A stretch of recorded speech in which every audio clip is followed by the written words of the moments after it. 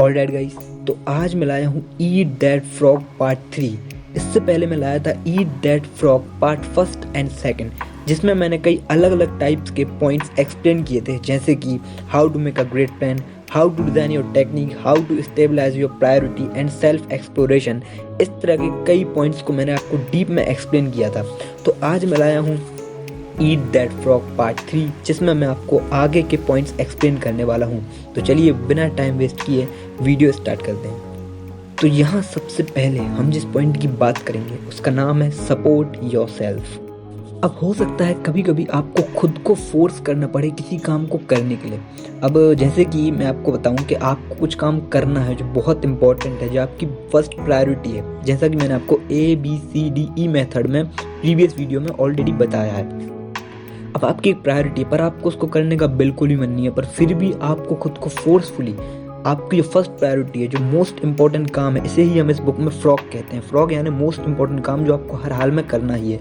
अब वो काम आपको करना है पर आपका बिल्कुल ही मन नहीं है, तो कभी कभी आपको फोर्स करना पड़ेगा खुद को उस काम को करने के लिए। इसी पॉइंट को हम बोलते हैं सेल्फ सपोर्ट। अब चलिए यही बात मैं आपको एक एग्जाम्पल के पॉइंट ऑफ व्यू से समझाता हूँ। अब सोचिए आप एक स्कूल स्टूडेंट हैं या आप एक कॉलेज स्टूडेंट हैं, आपको एक होमवर्क मिला हुआ है, आपको वो काम करना है, बहुत ज़्यादा इंपॉर्टेंट है, पर आप सोचेंगे आपके पास सारा दिन है, आप चाहें तो कुछ देर अपने दोस्तों के साथ खेल सकते हैं, फिर आराम से आप अपने काम को कर लेंगे। अब होगा क्या, आप इस चीज़ को छोड़ देंगे, आप अपने होमवर्क को ना करके खेलने चले जाएंगे, और होगा ये कि आप कहीं ना कहीं किसी काम में फंसे रहेंगे और आपको रात में याद आएगा सडनली कि आपका होमवर्क तो रह ही गया है। इससे आपका स्ट्रेस और टेंशन ऑटोमेटिकली बढ़ जाएगा। तो यही हम कहते हैं सेल्फ सपोर्ट। आपको खुद को फोर्सफुली रोकना होगा उस वक्त खेलने के लिए।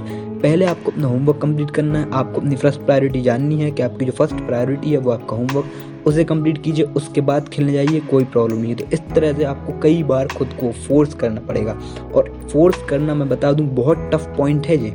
इस बुक में मोस्ट टफ पॉइंट यही होगा, पर यही वो पॉइंट है जो आपको सबसे बड़ा रिजल्ट देने वाला है। जैसा कि मैंने आपको अपनी प्रीवियस वीडियो में पारेटो प्रिंसिपल के बारे में बताया, तो इस पूरी बुक का 20% आप इसे कह सकते हैं। यही पॉइंट इस पूरा बुक का वो 20% है जो आपको 80% रिजल्ट दे देगा। अब इसी के बाद चलते हैं हम हमारे नेक्स्ट पॉइंट की तरफ, जिसका नाम है PM हेल्थ, यानी कि फिजिकल प्लस मेंटल हेल्थ। अब हालांकि मुझे आपको ये बात एक्सप्लेन करने की तो बिल्कुल भी ज़रूरत नहीं है कि फिजिकल और मेंटल हेल्थ आपकी लाइफ में कितनी इंपॉर्टेंट है, आप खुद ये बात जानते हैं, और यही हमें बुक भी सिखाती है कि आपको अपनी फिजिकल और मेंटल हेल्थ को बना कर रखना होगा। याद रखिए, आपका शरीर एक मशीन की तरह काम करता है, तो ये आपकी रिस्पॉन्सिबिलिटी बनती है कि आप उस मशीन का पूरी तरह से ख्याल रखें, यानी कि अपनी बॉडी का।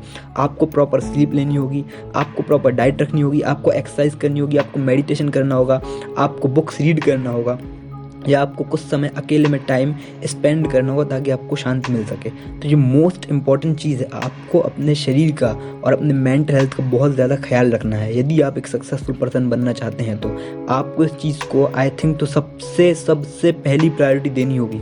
हो सकता है आपको कुछ काम करना हो, पर याद रखिए वो काम जिससे आपके फिजिकल और मेंटल हेल्थ पे इफेक्ट पड़े, वो काम से दूर ही रहिए। पहले आपको अपने शरीर पर ही फोकस कीजिए, उसके बाद आपकी कोई भी जो काम होता है वो आपकी हमेशा सेकंड प्रायोरिटी होगी, क्योंकि फर्स्ट प्रायोरिटी हमेशा और हमेशा फिजिकल और मेंटल हेल्थ ही होगी। इसी के साथ चलते हैं हम हमारे नेक्स्ट पॉइंट की तरफ, जिसका नाम है टेक अ चार्ज।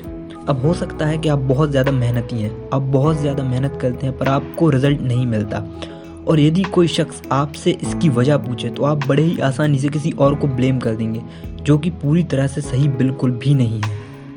याद रखिए, आप अपनी लाइफ में जो भी बनते हैं वो सिर्फ आप अपनी वजह से ही बनते हैं, और ये बात सिर्फ सक्सेसफुल लोग ही एक्सेप्ट करते हैं, क्योंकि जो फेलियर होगा वो कह देगा भाई मैंने तो कुछ किया ही नहीं, ये तो किसी और की गलती है। तो इस बात पे हमेशा ध्यान रखिए, आपको चार्ज लेना होगा, आप किसी और को ब्लेम मत कीजिए। ये बात हमेशा याद रखिए कि सक्सेसफुल पर्सन बनने से ज़्यादा मुश्किल सक्सेसफुल पर्सन बनने की प्लानिंग होती है। याद रखिए, प्लानिंग हमेशा ज़्यादा टफ ही होगी। यदि आपने एक सही प्लानिंग बना ली है तो आपको सक्सेसफुल होने से कोई भी नहीं रोक सकता। और यदि आप कुछ बड़ा काम करना चाहते हैं तो स्टार्ट हमेशा बहुत छोटी चीज़ से ही कीजिए। मतलब जैसे अगर आप बहुत बड़ी बुक पढ़ना चाहते हैं तो आप सिर्फ स्टार्ट कीजिए उस बुक की एक लाइन से, और आपको वही रोज़ रोज़ करना, और आपको धीरे धीरे खुद को ज़्यादा लोड देना है जिससे आप उस चीज़ को सीख सके। जैसा कि मैंने आपको ऑलरेडी मेरी प्रीवियस वीडियो जिसका नाम है मिनी हैबिट्स में मैंने इसको ऑलरेडी आपको एक्सप्लेन किया है, यही पॉइंट बहुत ज़्यादा डीप में। अब ये वही बात है, सोचिए आप जब जिम जाते हैं तो आप पहले दिन जाकर 100 किलो तो नहीं उठाते ना, आप पहले 1 किलो से स्टार्ट करते हैं, और धीरे धीरे प्रैक्टिस करते करते आप लोड बढ़ाते हैं, और आप देखते हैं देखते ही देखते आप 1 किलो की बजाय 100 किलो उठा भी सकते हैं। इसे ही हम कहते हैं मिनी हैबिट्स, और यही मैंने अपनी प्रीवियस वीडियो मिनी हैबिट्स में एक्सप्लेन भी किया है। यदि अब तक आपने वो नहीं देखा है तो प्लीज़ जाकर देख लीजिए। इसी के साथ चलते हैं हम हमारे नेक्स्ट और फाइनल पॉइंट की तरफ। हालांकि ये पॉइंट बहुत ज़्यादा बेसिक है और मैंने इसको लगभग हर बुक में एक्सप्लेन किया है, और ये हर बुक का एक पार्ट भी है जिसका नाम है टाइम मैनेजमेंट। अब जैसा कि मैंने आपको बताया, ये हर बुक में ये पॉइंट आता ही है, तो इससे आपको समझ जाना चाहिए एंटरप्रेन्योर से रिलेटेड हर बुक में अगर ये पॉइंट है तो ये कितना ज़्यादा इंपॉर्टेंट हो सकता है। आपको अपने टाइम को मैनेज करना सीखना होगा, और मैंने आपको प्रीवियस वीडियोस में ये भी बताया कि किस तरह से अपने टाइम को मैनेज कर सकते हैं। टाइम मैनेजमेंट स्किल्स को इम्प्रूव करने के लिए आपको एक पेन और पेपर लेना होगा और पूरी तरह से खुद की लाइफस्टाइल को एनालाइज करना होगा। आपको देखना होगा आप कितनी देर सोते हैं, कितनी देर टीवी देखते हैं। आप बस एनालाइज कीजिए, आप खुद ही समझ जाएंगे आप कहाँ अपने टाइम को बहुत ज़्यादा वेस्ट कर रहे हैं, और उससे फिर आपको धीरे धीरे सुधारना शुरू करना है with the help of mini habits. मैं आपको पहले ही बता चुका हूँ, सडन चेंजेस लेकर मत आइए, धीरे धीरे करके अपनी हैबिट्स को चेंज कीजिए। सडन चेंज लाएंगे तो आप कभी भी खुद को पूरी तरह चेंज नहीं कर पाएंगे। इस तरह से मैंने ईट दैट फ्रॉग बुक के सारे ही पॉइंट्स आपको एक एक करके एक्सप्लेन किए हैं with the help of part 1, 2 and part 3।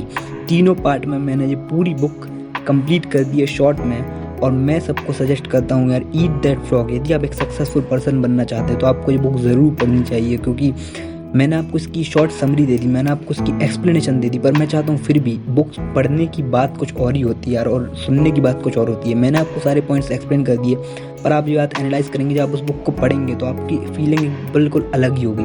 तो मैं आपको सजेस्ट करता हूँ, यदि आपको बुक पसंद आई है तो प्लीज़ जाके उसे मार्केट से खरीदिए और पढ़िए। अगर आप नहीं खरीदना चाहते हैं तो आप गूगल से PDF भी डाउनलोड कर सकते हैं।